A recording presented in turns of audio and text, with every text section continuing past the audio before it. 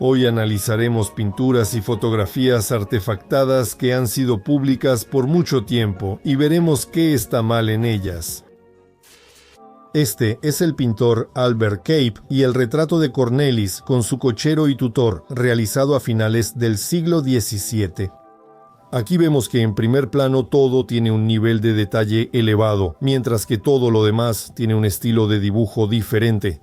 Al fondo hay una persona corriendo y un caballo. Los jinetes tienen proporciones de goma y cabezas torcidas, como si fueran fotos añadidas a la pintura. Se nota que son desproporcionadamente grandes, simplemente enormes. Además, parece que están recortados de una foto. Estos rostros son femeninos y este personaje, como mujer, mira a la cámara como diciendo, ¿cómo me veo? Además, grabar con una cámara moderna es como esa mirada en el momento, con un obturador rápido. En general, las pinturas de Albert Cape tienen composiciones similares, como si fueran hechas de distintos fragmentos.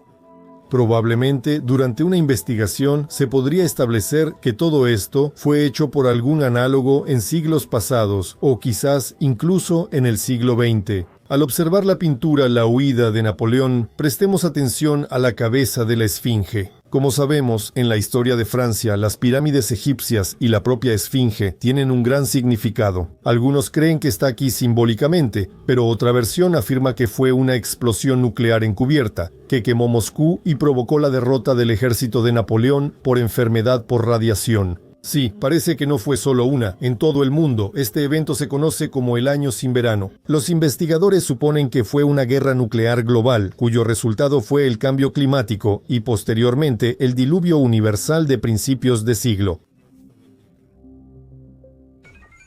Cuadro de Auguste Ferrer-Dalmau, 1812. En este cuadro se puede ver claramente que los soldados que luchan tienen uniformes absolutamente idénticos y la misma cara. Observamos que la misma persona posó en distintas posturas con uniforme de gala, aparentemente tras un desfile. Antes vimos cómo los artesanos del pasado aún hacen cuadros. No sobresalen por su talento, pero sí por su ingenio para inventar. En estos cuadros, la trama es ficticia y llena nuestra historia de mitos. Como nadie nota estos fraudes, ¿por qué no seguir haciéndolo? El nivel de inconsciencia de la población lo permite. La pintura La batalla de Preussy-Eylau, año 1807. Aquí vemos una variedad de tocados extraños y peculiares de los ejércitos en guerra. A la derecha, granaderos prusianos con kokoshniks dorados. A la izquierda, franceses con sombreros de 3 picos. Se sugiere creer que, después de destruir los cañones, los soldados avanzaban hacia el enemigo en formaciones cerradas, con las armas levantadas. Antes del choque, la infantería disparaba sin apuntar y luego empezaba una sangrienta lucha cuerpo a cuerpo. Los soldados carecían de preparación física, solo sabían usar la bayoneta, mantener el mosquete y seguir órdenes e instrucción de marcha. Si la pintura muestra una batalla real de esa época, se concluye que las armas de filo ya no se usaban y fueron reemplazadas por mosquetes. Probablemente, este aspecto tonto y ceremonial del ejército proviene de un culto cargo de guerras pasadas, donde el ejército de los vencedores, que vemos en los arcos triunfales y en pinturas con coronas de laurel, carros y demás, marchaba por la tierra que habían conquistado. Y se recordaba precisamente con ropa de gala. De ahí viene la tendencia de pelear con ropa de gala.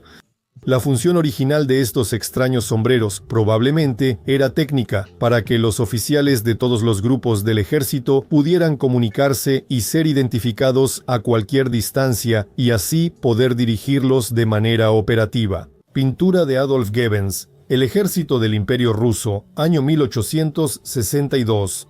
La fotografía existía desde hace tiempo, pero hasta el siglo XX aún se pintaban muchos cuadros. Es comprensible, porque en una fotografía podía aparecer algo que no encajara en los límites de la historia oficial. Aquí el uniforme militar es más simple y las caras son de 1 o 2 personajes. ¿Nos interesan los volantes en los tocados? Supongamos que estos son indicadores de campo eléctrico. El sistema de comunicación y detección de campos eléctricos fue retirado del uso de los últimos. Había que dirigir a las tropas de alguna manera antes de la invención oficial de la radio, así que se siguió usando hasta finales de siglo. Popov llegó justo a tiempo con sus descubrimientos, y pronto varios científicos en el mundo inventaron la radio. De la historia se eliminaron los sistemas de comunicación antiguos. Las iglesias usaban la comunicación y tras el siglo, cada iglesia era condensador de energía y cuartel general. Después de la conquista, ahí no solo recibían la voz de Dios, sino que también se gestionaba el control de las ciudades y localidades. Cuadro de Adolf Goebbels, rangos de la Guardia Imperial. Aquí se muestran militares ya con cascos que no son funcionales, usados únicamente por su belleza y sin ningún propósito técnico. Como sabemos, al final todo se redujo a simples gorras, como las que llevan los oficiales en el centro. Cuando terminó la época de la conquista planetaria, las autoridades locales tenían en sus manos muchas armas y tecnologías diferentes, pero nadie entendía los principios de su funcionamiento. Por eso vemos diferentes formas de cascos, viseras en los cascos y así sucesivamente. Por ejemplo, los cascos se convirtieron precisamente en cascos con símbolos de autoridad o del tipo de tropa, incluso en el casco de un simple bombero. Gans Makart, entrada de Carlos en Amberes, el acontecimiento del siglo está pintado al final. Si este de aquí a caballo es Carlos, entonces no me sorprende que sin ninguna duda ese rostro sea el de una mujer. Y esto es solo otro hecho de que los artistas medievales a menudo usaban mujeres para representar la imagen de un hombre. Sería bueno analizar la psicología de esas inclinaciones. Pero también existe otra versión. Simplemente tomaron una pintura sobre otro tema y la renombraron como Asuntos Urgentes. La pintura muestra cómo el nuevo poder se presenta ante la gente común y los habitantes locales. Desfile de soldados con lanzas, nobles y prostitutas desnudas. El personaje central en un caballo azul hace un gesto con la mano, como diciendo accesibilidad, lujuria y depravación. Detrás de los jinetes, a ambos lados, van jesuitas con sombreros rojos. La gente, sorprendida, no sabe cómo reaccionar. Para la sociedad piadosa de entonces, esto era una barbaridad. Y, como vemos, todas las pinturas de Makart eran sobre mujeres desnudas y desenfreno. También su obra, Cleopatra. Ella fue la primera mujer en el mundo que usó cosméticos y sedujo a grandes gobernantes que venían a visitarla. La historia de Egipto se estudia primero en la escuela, como símbolo del inicio de los tiempos, donde las normas de moralidad eran impactantes, incluso se permitía el incesto. Todo esto llegó a Egipto desde la civilización sumeria. El nuevo poder ofrece cualquier tentación y pecado a la gente, siempre que obedezca y se degrade voluntariamente. Estos son planes históricos y lo vemos claramente en las pinturas del pasado, como en la obra de Jean-François de Troyes, El tiempo revelando la verdad, de principios del siglo XVIII. Según creemos, el personaje con guadaña y alas representa a la flota cósmica, probablemente como comandante, y trae la muerte simbolizada por la guadaña. Él está desnudando a la mujer que otorga el poder sobre el mundo, quien apoya su pie sobre el globo terráqueo, y la pintura se llama El tiempo revelando la verdad. Esta es la verdad revelada desde el siglo XVIII. La principal degradación invisible de la humanidad ocurre por la cultura de la prostitución de las mujeres. Si además en el fondo se mostrara azufre cayendo sobre Sedom y Garmar, la imagen estaría completa. Las ciudades que rechazaban la depravación eran destruidas, no al contrario. El enorme beluga todavía se pescaba en el Volga a principios del siglo. Como sabemos, los animales gigantes y la vegetación fueron eliminados del planeta en los siglos XVIII y XIX, con el objetivo de implementar una nueva formación, en la que también los gigantes que vivían con las personas desaparecieron de la historia oficial.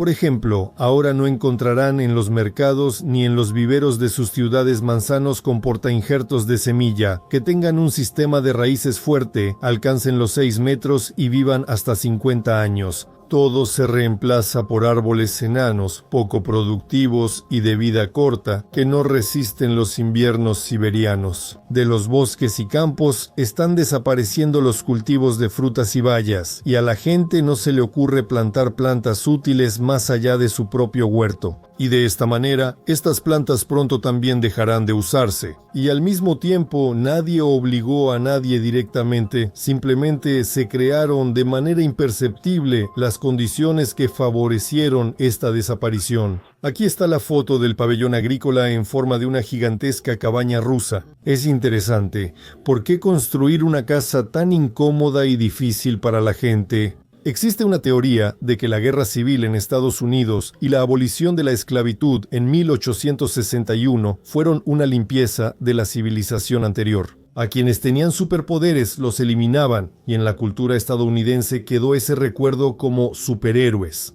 Los gigantes se fueron de nuestro mundo, o como se dice, los hicieron irse. Lo más probable es que esta fuera la casa de los gigantes que vivían ahí. Después de que los desalojaron, la convirtieron supuestamente en un pabellón y luego la quemaron de inmediato. El Tercer Reich, años 1930. La empresa Mercedes saluda a Hitler, que pasa volando, con una frase formada por automóviles. Y a estas empresas les importa absolutamente nada la Segunda Guerra Mundial. En su realidad, eso no les causó ningún problema. Al contrario, ninguna guerra afecta la estabilidad de las marcas europeas. ¿Y qué dirán ustedes? Pero en el territorio de Rusia no existen esos productos alimenticios ni tecnologías que se hayan perfeccionado durante siglos, manteniendo sus tradiciones y marcas. Como si en este territorio ocurriera un cataclismo constante e incesante, que no deja piedra sobre piedra no solo de la época pasada, sino que nada permanece siquiera una década. La Unión de Repúblicas Socialistas Soviéticas tuvo que comprarle una fábrica a Italia con oro para producir los Zhiguli, y aún sigue haciéndolo. Solo se permite comprar tecnología occidental obsoleta, y está prohibido implementar desarrollos propios. Y esto es lo sorprendente. Tales disposiciones fueron creadas aún en la etapa de formación de la Academia Rusa de Ciencias, abreviada como Academia Rusa de Ciencias en el siglo XVIII. El automóvil volador de Jesse Dixon, año 1940. Es sorprendente que ya en ese entonces se inventara el rotor doble y el tamaño muy pequeño del aparato. Si esa innovación no hubiera sido eliminada desde el principio, ahora cada quien podría tener autos bonitos, ergonómicos, híbridos y de todo tipo que pudieran volar, flotar y andar al mismo tiempo. Plataforma voladora Vyset-Wampauny, 1955. Han pasado 60 o 70 años desde la invención y las plataformas voladoras aún siguen en la etapa de desarrollo experimental. 100.000 mujeres iraníes protestan contra la ley de uso obligatorio del hijab en Teherán. 1979. Esto es en relación con la evolución humana. Si en la década de 1980 Irán ya tenía una sociedad secular próspera, para la actualidad, por alguna razón, ha caído en la Edad Media. Resulta que no se necesitan guerras, simplemente se puede establecer la religión y la formación adecuadas, y todos se verán obligados a convertirse en habitantes de la época impuesta. Probablemente alguien allá arriba está decidiendo en este momento bajo qué sistema quieren vivir los rusos en un futuro cercano. Es una dictadura bolchevique comunista de la Unión de Repúblicas Socialistas Soviéticas con ateísmo agresivo o una dictadura religiosa agresiva bajo la autocracia zarista. Pero, según las preferencias en la literatura de ciencia ficción, es probable que la generación joven elija la época del feudalismo sangriento, donde la vida humana no valdrá nada y solo los varones y príncipes tendrán derechos. Aquí vemos la corrupción de lo mejor de la sociedad, los maestros que transmiten el conocimiento a la nación. El pago del salario con vodka en ese tiempo no sorprendía a nadie, ya que la alternativa era no recibir salario en ninguna forma. Si alguien afirma que la corrupción por el alcohol empezó en la época soviética, está equivocado. Inició con la religión en Rusia. Los hijos adultos, después del ritual, debían beber vino y frente a la iglesia se colocaba una cervecería. Bueno, y la época del gobierno de Pedro se caracterizó por una alcoholización masiva. Monedas del siglo XVII mostrando ovnis bombardeando ciudades. Si los tomamos como un hecho, lo más probable es que esas imágenes se pusieran en las monedas en esa época, no con el propósito de inmortalizar eventos pasados, sino como una indicación del poder establecido, de lo que les pasa a quienes no lo aceptan. En ese tiempo, los platillos voladores que destruían ciudades con armas de destrucción masiva no eran teoría de conspiración. La pintura Juan el Bautista de Leonardo da Vinci es del siglo XV, aunque posiblemente también sea del XV-XIII. No solo el rostro de Juan el Bautista es el de una mujer, sino que también se repite en otras pinturas de Leonardo a su derecha. Los conspirólogos hallaron una pista de un rostro extraterrestre al reflejar la pintura. Vinci codificó un mensaje sobre a quién pertenece realmente la autoría de la religión cristiana implantada en la tierra. Y para finalizar este video, se puede decir que toda nuestra historia está compuesta de este tipo de testimonios, los cuales pueden interpretarse de manera ambigua, y hay razones para ello.